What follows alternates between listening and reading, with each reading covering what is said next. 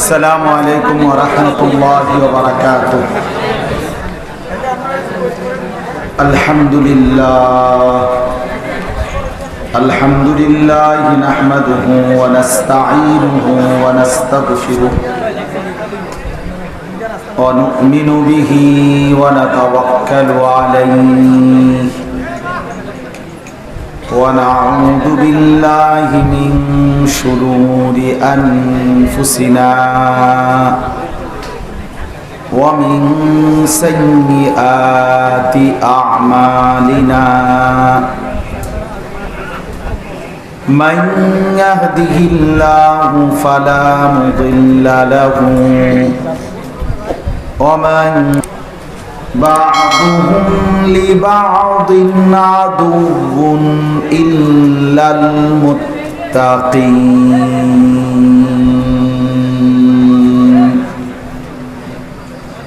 يا عباد لا خوف عليكم اليوم ولا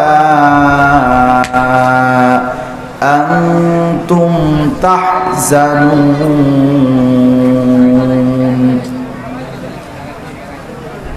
الذين آمنوا بآياتنا وكانوا مسلمين.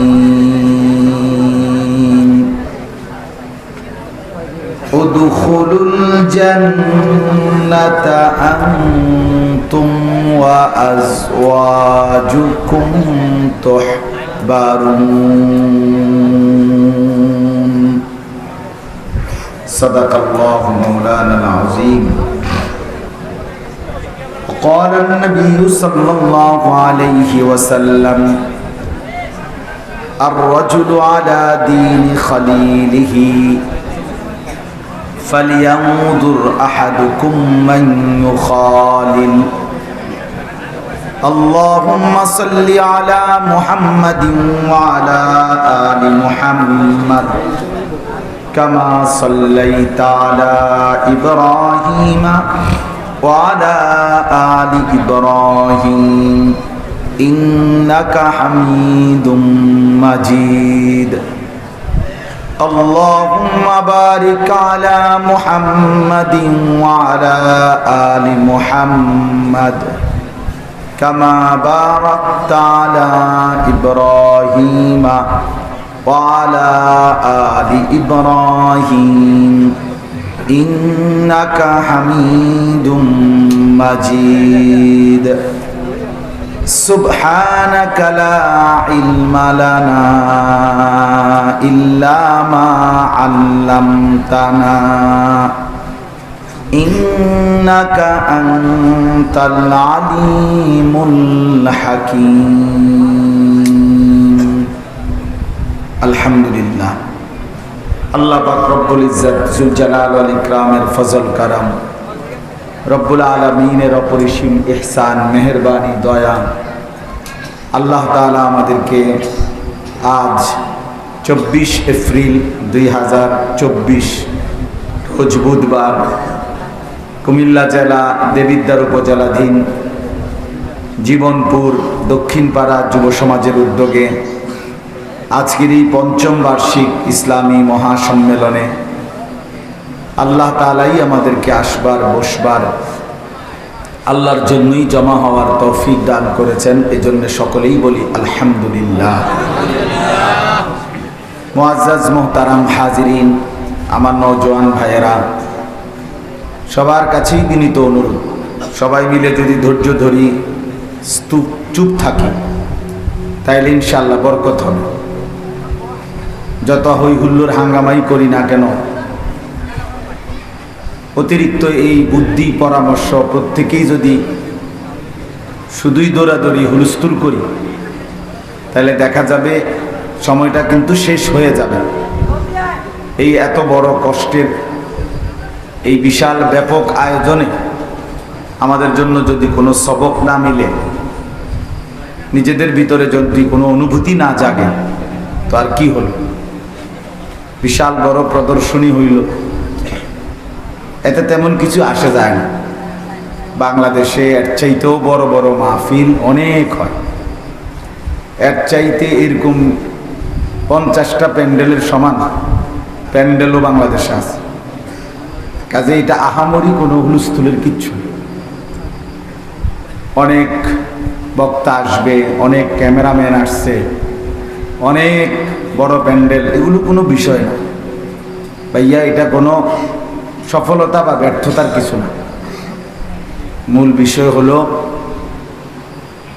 আমাদের উপকার হলো কিনা, আমাদের কোনো দিলের মধ্যে কোনো অনুভূতি জাগলো কিনা, এটা হলো দেখার বিষয়।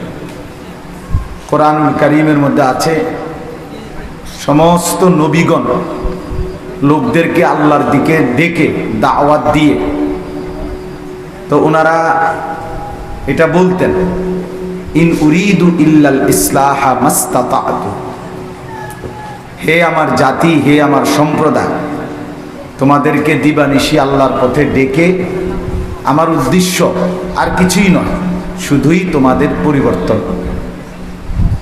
ইল্লাল ইসলাহ, শুধুই তোমাদের ইসলাহ, সংশোধন।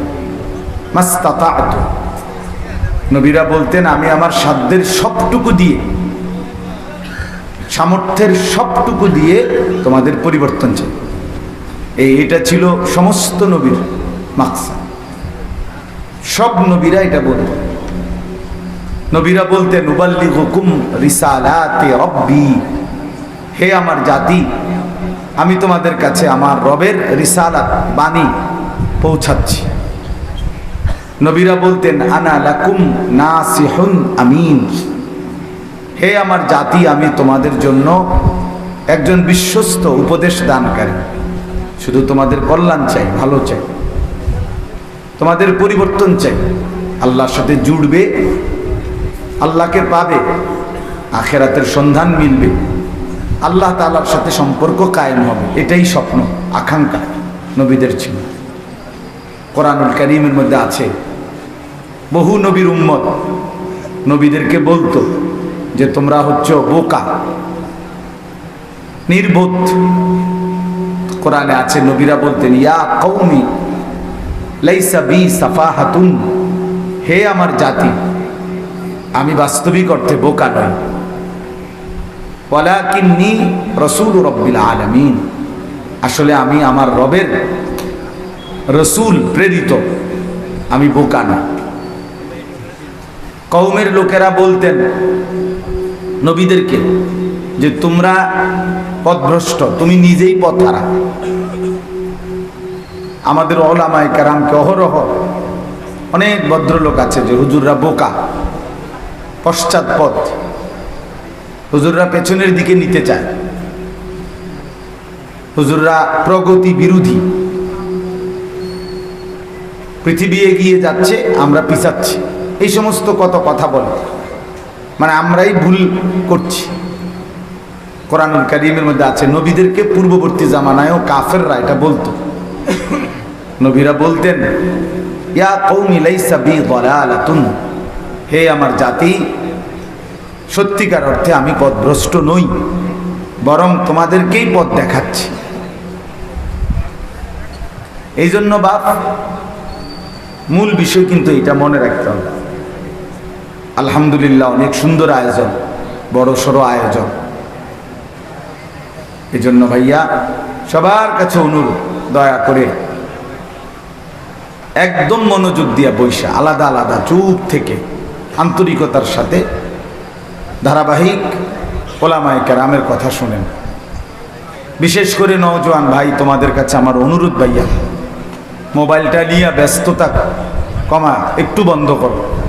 এই হাতে ধরে ধরে মোবাইল যারা একবারে শেষ পর্যন্ত, আমার প্রিয় ভাই, অনুরোধ করছি আমি, সব মিলাইয়া এখন থেকে মাহফিল যদি চলে ধারাবাহিক, তো নয়তো 3-4 ঘন্টা চলবে, সব মিলাইয়া এই 3-4 ঘন্টা জীবনের আমার একটা অনুরোধ, হাতের এই মোবাইলটা থেকে নিজেকে আলাদা করে উলামায়ে কেরামের কথাগুলো শুনেন। ছেলেরা তোমরাও শোনো ভাই, ভালো হবে। মোবাইলটা হাতের মধ্যে থাকলে, এটা খসর খসর করলে, বারবার নাড়াচাড়া করলে, এটা নিয়ে একবার ছবি তুললা, একবার কিছুক্ষণ রেকর্ড করলা, আবার কিছুক্ষণ শুনলা, হবে না ভাইয়া। জিন্দেগির মধ্যে কোনো পরিবর্তনের মানসিকতা আসবে না, দিল নড়বে না, ভেতরটা নড়বে না। আর অন্তর না নড়লে পরিবর্তন হয় না।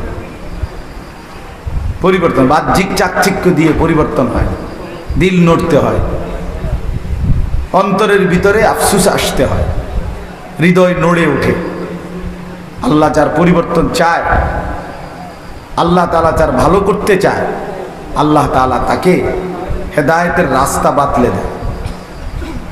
এই জন্য দয়া করে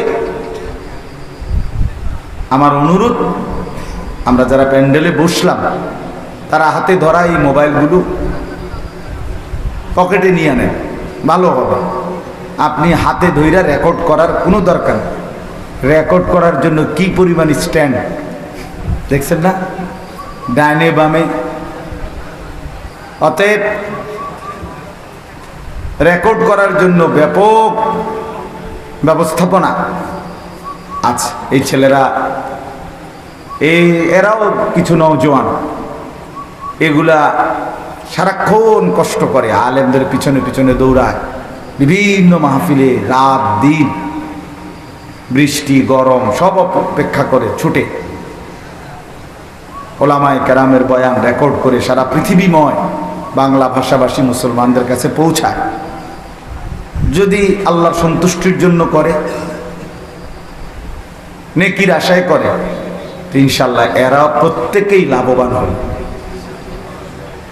এই জন্য ভাই আমার অনুরোধ, আমি তো যেহেতু আমরা কুমিল্লার, আমরা স্থানীয়, এই জন্য পরবর্তী তিনজন উপযুক্ত হক্কানি রব্বানি আলেম আসবার আগেই আমি আবার ভূমিকা স্বরূপ এই কথাগুলো বলে নিলাম।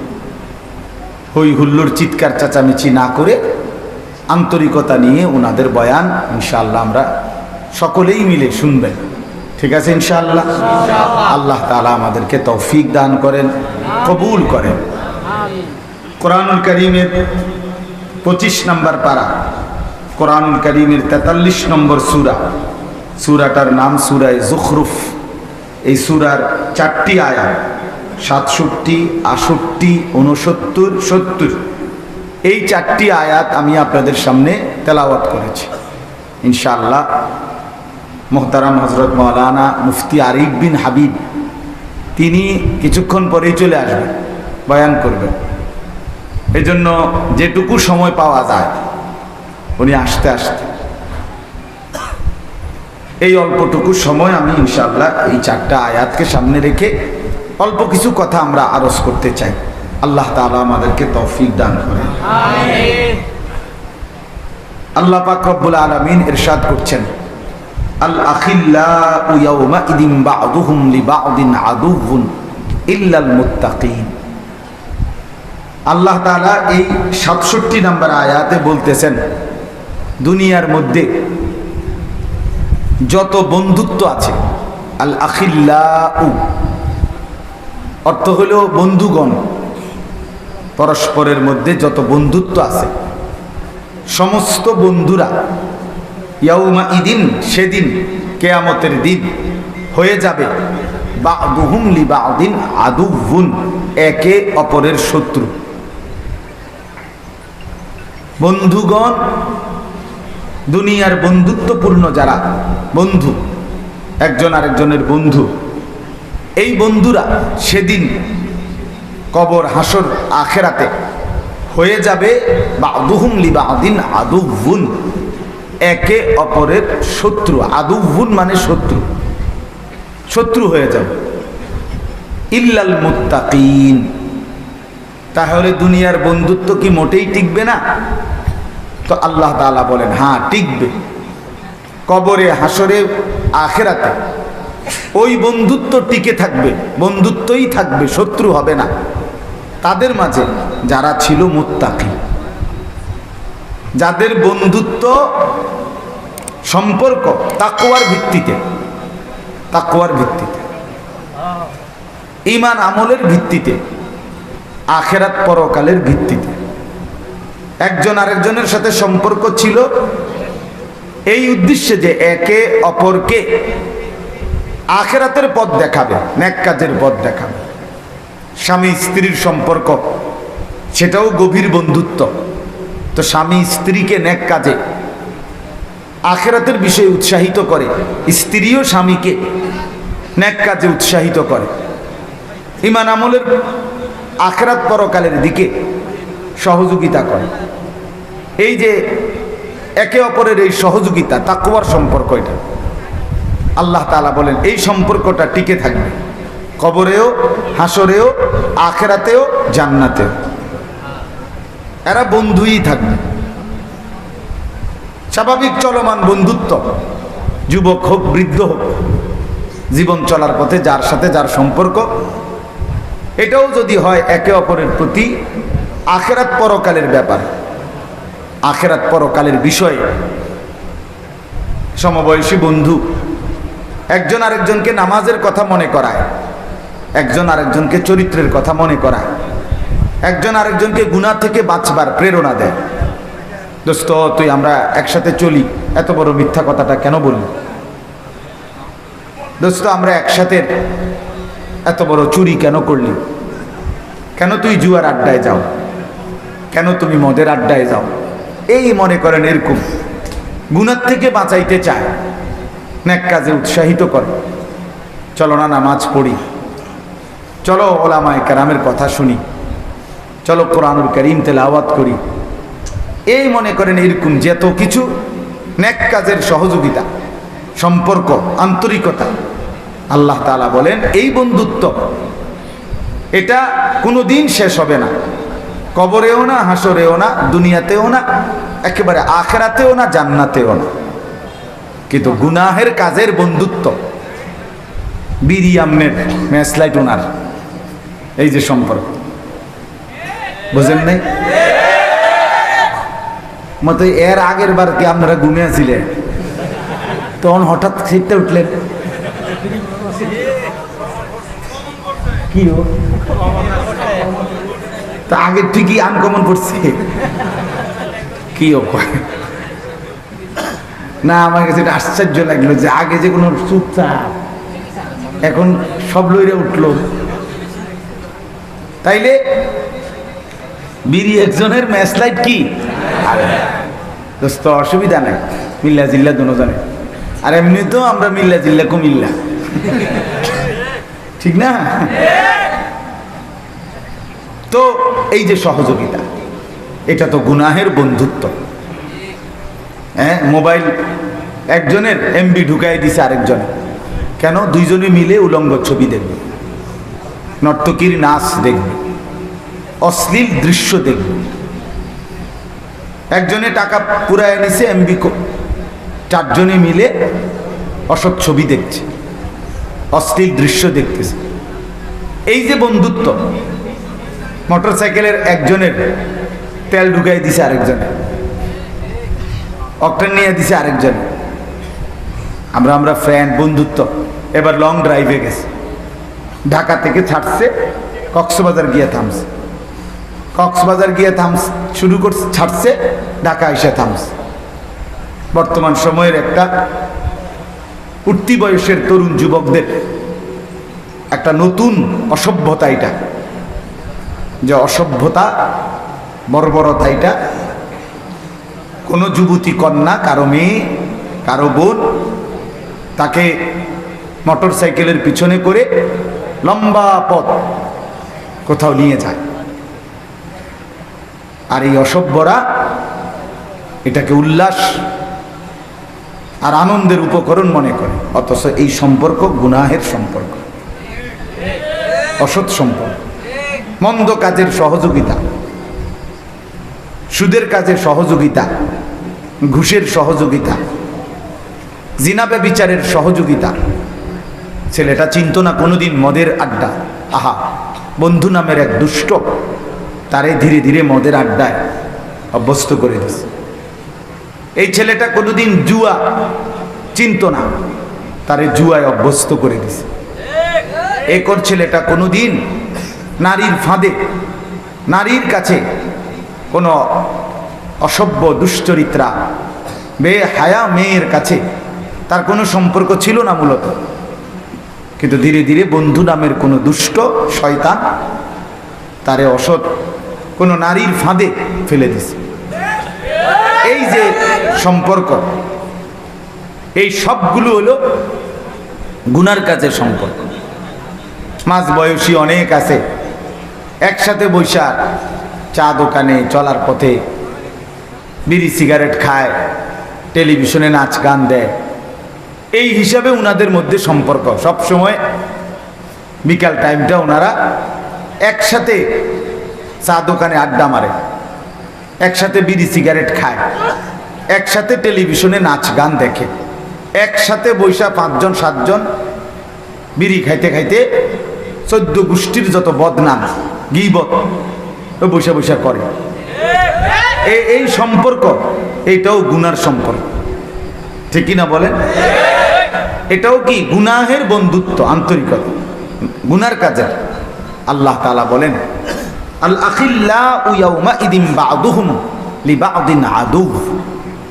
এই যতগুলো বন্ধুত্ব আছে এর মধ্যে একমাত্র ঈমান আমলের বন্ধুত্ব ছাড়া একজন আলেমের সাথে সাধারণ একজন মুসলমানের সম্পর্ক ঈমান আমলের সম্পর্ক, একজন হক্কানি বুজুর্গের সাথে সর্বস্তরের মুসলমানের সম্পর্ক আখিরাতের সম্পর্ক, হালাল কাজের সম্পর্ক।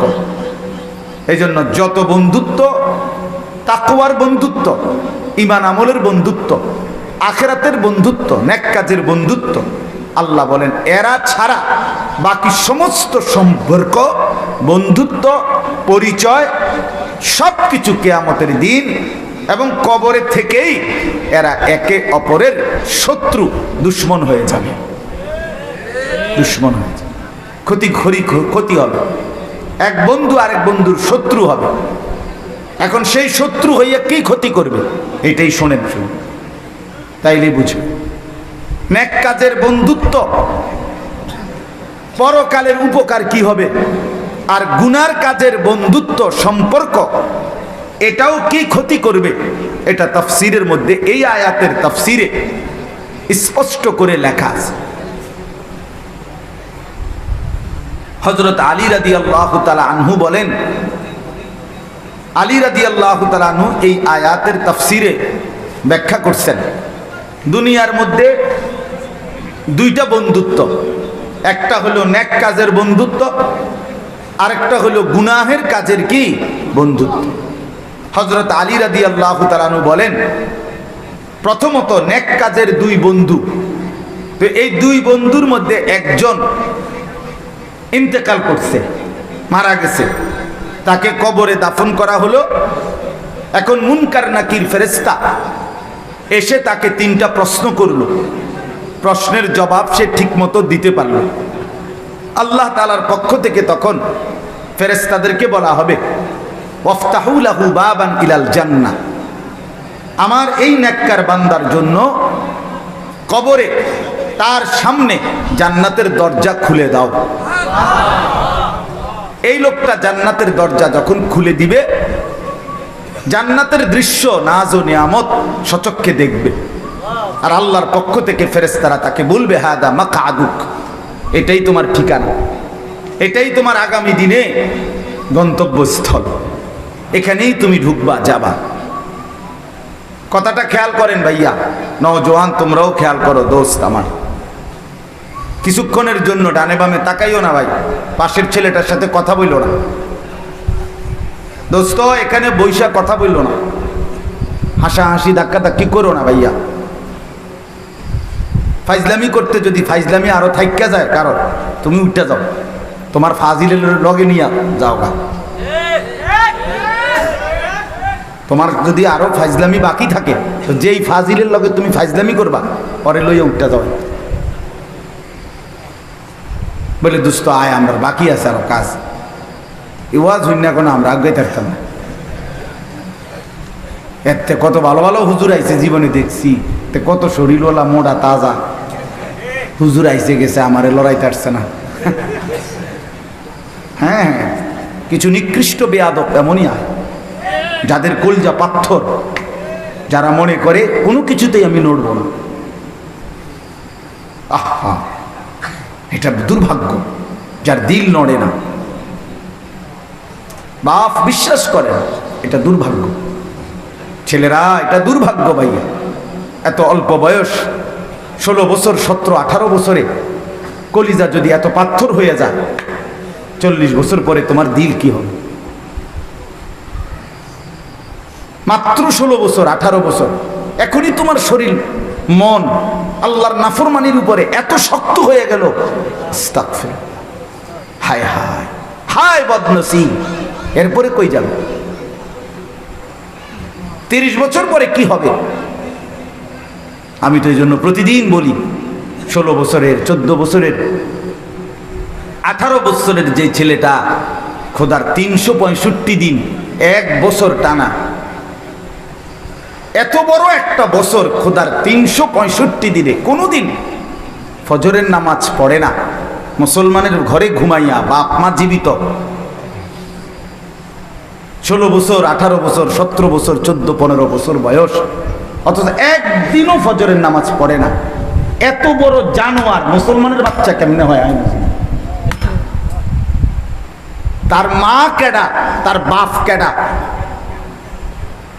এই অসভ্য কোন মার ঘরে জন্ম নিল? আমি বুঝি না। মানা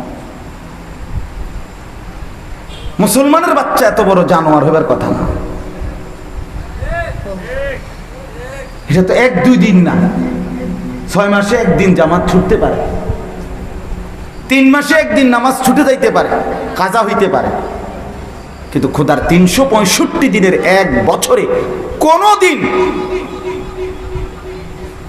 ফজরের নামাজের ওয়াক্ত জীবনে তার আসে নাই, পড়েই না কোনোদিন, জানেই না ফজরের ওয়াক্ত হয়। আরে মানুষের বাচ্চা কেমনে এরূপ হয়? মুসলমানের বাচ্চা এমন হয় কেন? মুসলমানের রক্ত যার ভিতরে, সে এমন হবে কেন?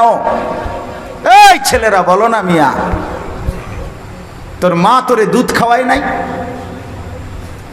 তুই মুসলমান বাবার ঘরে জন্ম নেস নাই বেটা? এভাবে ভুলে গেলি কেন? এই নাফরমান, এভাবে ভুলে গেলি কেন?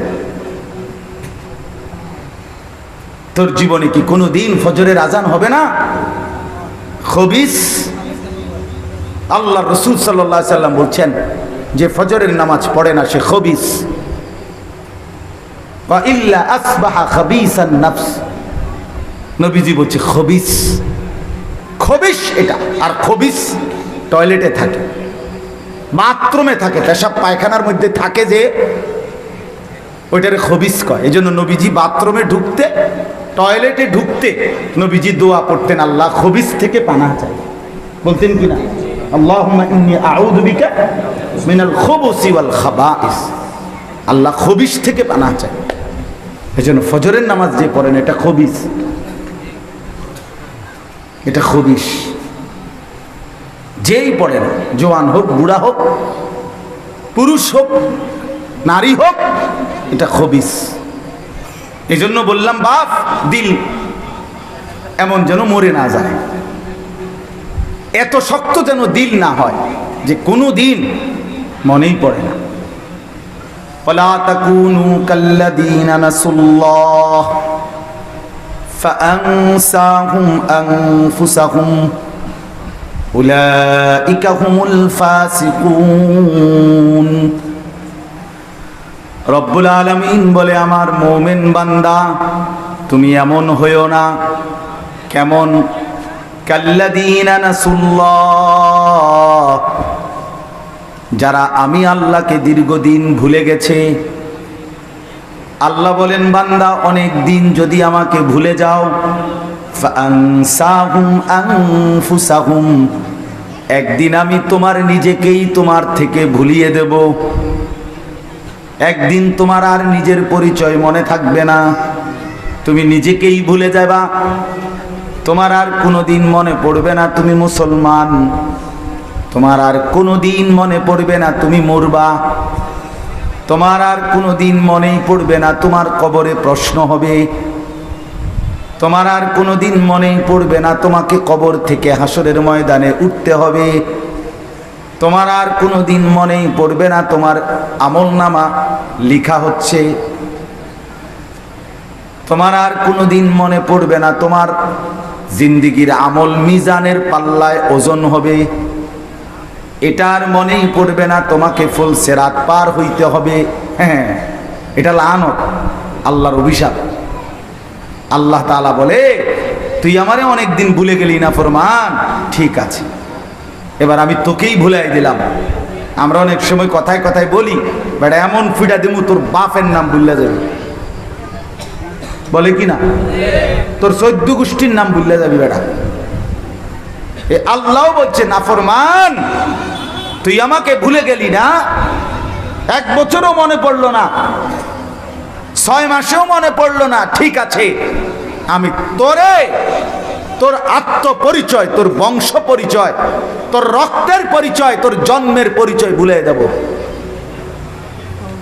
এরপরে শুধু খাবি, ঘুমাবি, নারীর পিছনে ঘুরবি, আর জন্তু আর জানোয়ারের মতো দুনিয়া উপভোগ করবি বেটা।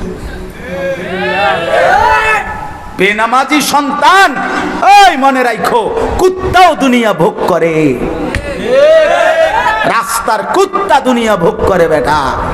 কুত্তার ঘরেও বাচ্চা হয়, কুত্তাও ঘুম যায়, কুত্তাও খায় বেটা। যৌন চাহিদা, যৌন চাহিদা কুকুরেরও পূরণ হয়। এটা আহামরি কিচ্ছু না,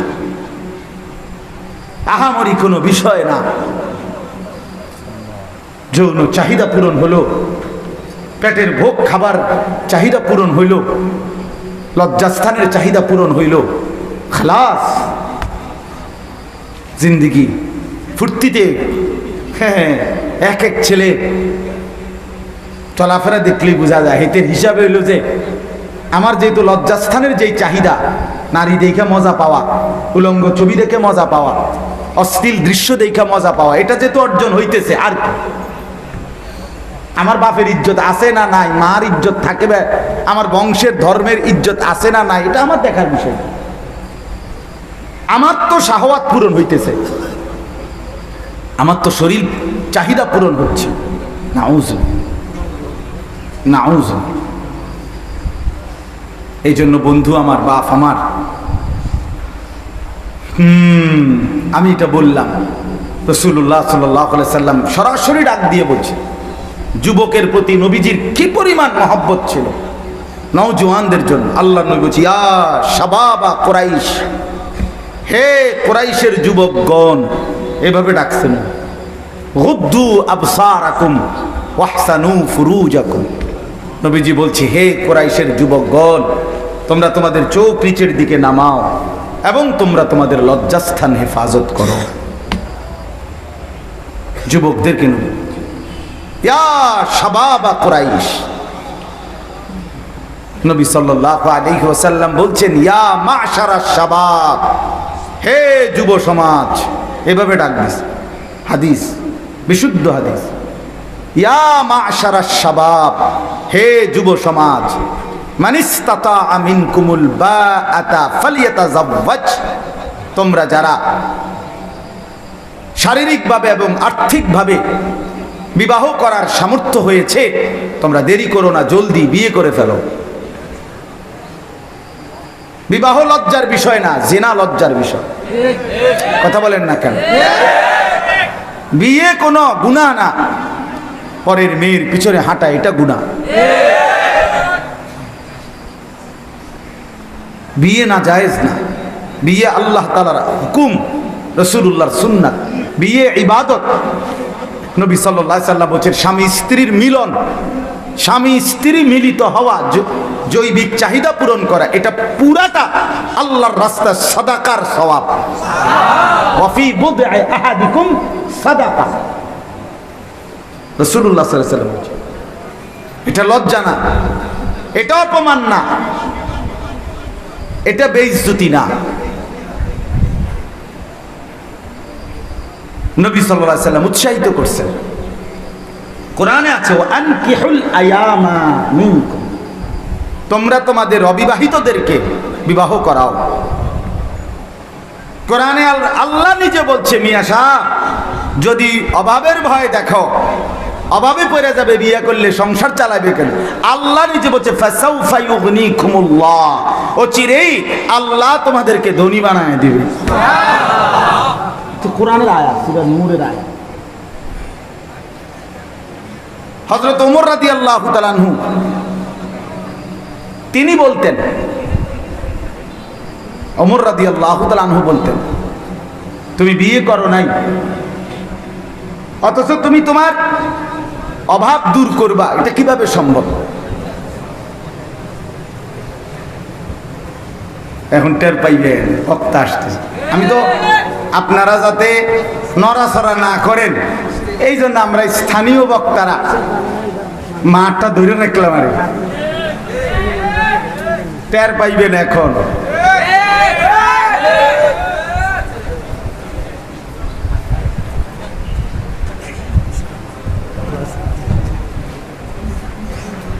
মাশাআল্লাহ, হাসিটাই তো বলে দিছে কে না, মাশাআল্লাহ। আল্লাহ তাআলা ভরপুর বরকত দান করে। তো আমি বলতেছিলাম, কোরআনুল কারীমে আল্লাহ তাআলা বললেন, আল আখিল্লাউ ইয়াউমাইদিন বা'দুহুম লিবা'দিন আদু ইল্লাল মুত্তাকিন। এই কথাটাই আমি শেষ করতে চাচ্ছি। হযরতে আলী রাদিয়াল্লাহু তাআলা আনহু বলেন, এই দুইজন নেককার লোক বন্ধুত্ব, তো একজন মৃত্যুবরণ করার পরে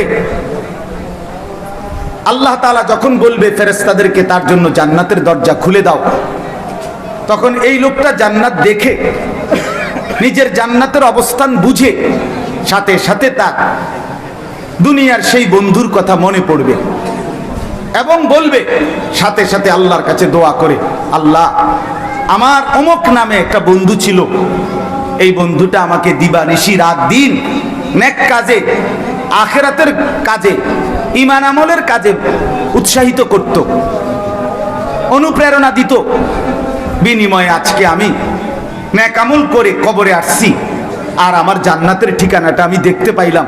আপনার কাছে ফরিয়াদ, আপনি আমাকে আমার সেই বন্ধুটাকে মৃত্যু পর্যন্ত হেদায়েতের উপরে রাখেন এবং আমার মতো কবরেও এমন জান্নাতের দৃশ্য তাকে দেখাইয়েন।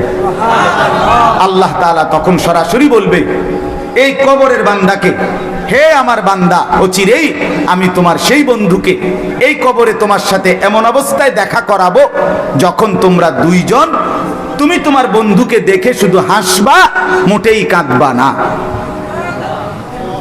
সাথে সাথে হযরত আলী রাদিয়াল্লাহু তাআলা আনহু বলেন, দুনিয়ার মধ্যে যেই দুই বন্ধুর মধ্যে সম্পর্ক ছিল গুনার সম্পর্ক, নাফরমানের সম্পর্ক, ওই যে বললাম বিড়ি একজনের, ম্যাচলাইট আরেকজনের, মনে আসেনি? মোটরসাইকেলের একজনের অকটেন ঢুকাই দিছে আরেকজনের, মোবাইল একজন এমবি দিছে আরেকজন, এই যে সম্পর্ক। দোস্ত আমি আছি না, আমি থাকতে ফ্রেন্ড, বন্ধু বন্ধুর জন্য যদি আমরা কিছু না করতে পারি, আমার টাকা যদি তোর উলঙ্গ ছবি দেখার জন্য খরচই করতে না পারি, তোর মোবাইলে যদি এমবি দিতে না পারি, তা আবার বন্ধু কি আর? একসাথে চলি আমরা, তুমি জুয়া খেলবা, আমি টাকা দিতে পারতাম না, তাহলে আর ফ্রেন্ড হলাম কেন? বুঝেন না কথাটা? একসাথে তুমি চলি ফিরি, তুমি নেশা করবা, আমি টাকা দিতাম পারতাম না কেন? আমরা বন্ধু না? এই নাফরমানির বন্ধুত্ব। এদের দুইজনের একজন মৃত্যুবরণ করলো, কবরে গিয়ে প্রশ্নের জবাব দিতে পারলো না। আল্লাহর পক্ষ থেকে বলা হবে, আমার নাফরমান বান্দার জন্য জাহান্নামের দরজা খুলে দাও। এই নাফরমান জাহান্নামের দৃশ্য দেখে যখন বুঝবে এটাই তার জাহান্নাম, তখন সে মনে পড়বে ওই অসৎ বন্ধুর কথা। তাফসীরে লিখছে, এই লোকটা তখন ওই আল্লাহ তাআলার কাছে দোয়া করবে, এই নাফরমান আল্লাহর কাছে কবরে দোয়া করে বলবে, আল্লাহ আমার একটা বন্ধু ছিল যে দিবানিশি আমাকে গুনাহের কাজে, মন্দ কাজে উৎসাহিত করত, সহযোগিতা করত, এমনকি এই আখিরাত হবে না, কবর হবে না, আপনি মাওলার সামনে যেতে হবে না, এটাই আমাকে দিবানিশি বলতো মাওলা। আজকে তারই প্ররোচনায়, তারই উৎসাহে আমি দিবানিশি গুনাহের কাজ করে আজ আমি এই অন্ধকার কবরে জাহান্নামের দৃশ্য দেখলাম এবং আমি বুঝলাম এই জাহান্নাম আমার ঠিকানা। অতএব মাওলা আপনার কাছে ফরিয়াদ, আপনার কাছে আরজি, আমার সেই অসৎ বন্ধুকে আপনি মৃত্যু পর্যন্ত হেদায়েত দিয়েন না, তারেও আপনি নাফরমানি অবস্থায় মৃত্যু দিয়েন, এবং এই কবরে এনে আপনি তাকে আমার মতো পরিণতি করাইয়া এই জাহান্নাম দেখাইয়েন। তখন আল্লাহ তাআলা বলবে, হে বান্দা, অচিরেই তোমার সেই নাফরমান বন্ধুকে আমি তোমার সাথে একই পরিণতিতে, এই অবস্থাতেই তোমার সাথে সাক্ষাৎ করাবো। নাউজুবিল্লাহ। কথা আমার শেষ বাপ। অতএব আজকের এই যুব সমাজ, নওজোয়ান সাথীরা, দোস্ত আমার, বন্ধু আমার, প্রিয় ভাই আমার এটা ফরিয়াদ, আমার এটা আহ্বান, তুমি নিজেও নষ্ট হইও না, তুমি কাউরে নষ্ট করো না, তুমি কাউরে চরিত্রহীন বানাইও না, তুমি কাউকে মদ, জুয়া, জিনা, ব্যভিচারের আড্ডায় নিও না, তুমি কারো জিন্দেগি বরবাদ করো না, আখেরাত নষ্ট করো না, বরং সবাই মিলে একে অপরকে নেক কাজের প্রতি উৎসাহিত করি। আজকের যুবকরা আলহামদুলিল্লাহ অনেক মেহনত করে, আমি সব জানি, শুনছি, এবং আমি এই গ্রাম সম্পর্কে, এই গ্রামের সার্বিক হালাত সম্পর্কে বিস্তারিত জানি, ইতিপূর্বে বারবার আসছি। অতএব যেই যুবকরা আজকে, নওজোয়ানরা এত সুন্দর, বাংলাদেশের শ্রেষ্ঠ, আমি আগেই বলছি, আমাদের মুহতারাম হযরত মাওলানা মুফতি আরিফ বিন হাবিব, তিনি আসবার আগেই আমি যা বলার আপনাদের কাছে বলেছি। উপযুক্ত এই তিনজন প্রখ্যাত বুজুর্গ বর্তমান সময়ের সকলের শ্রদ্ধেয়, প্রিয়, আস্থাভাজন আলেমে দ্বীন, ওনাদেরকে এনে আনবার চেষ্টা করছে নওজোয়ান ছেলেরা। আল্লাহ তাআলা তাদের এই মেহনত, তাদের এই চেষ্টাকে সর্বোত্তম বিনিময় দান করেন। বাকি যুবকরাও তাদের থেকে শিক্ষা নিয়ে সবাই মিলে এলাকা, সমাজ, গ্রাম, পাড়া, মহল্লা উত্তম আখলাক দ্বারা, উত্তম জিন্দেগি দ্বারা গড়বার চেষ্টা করি। একে অপরকে ঈমান আমলের কাজে, আখিরাতের কাজে উৎসাহিত করি। আল্লাহ